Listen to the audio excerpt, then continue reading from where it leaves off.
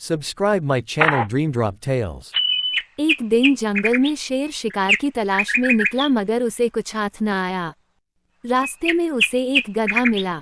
शेर ने गधे से कहा, तुम मेरी मदद करो, हम दोनों आसानी से शिकार कर सकते हैं। गधा चालाक था, उसने सोचा कि अगर मैं सीधा सीधा मान गया तो शेर मुझे ही खा जाएगा। उसने एक तरकीब सोची और कहा, अच्छा शेर भाई, मैं जानवरों को अपनी आवाज से डराकर तुम्हारे करीब ले आऊंगा, लेकिन पहले तुम वादा करो कि मेरा कुछ नहीं बिगाड़ोगे।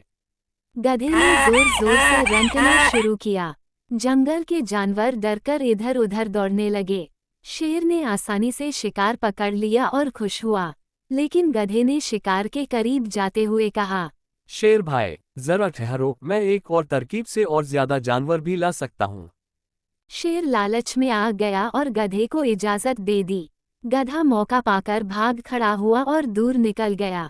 शेर समझ गया कि गधे ने उसे बेवकूफ बनाया है। सीख: अक्ल और चालाकी हमेशा ताकत से बड़ी होती है।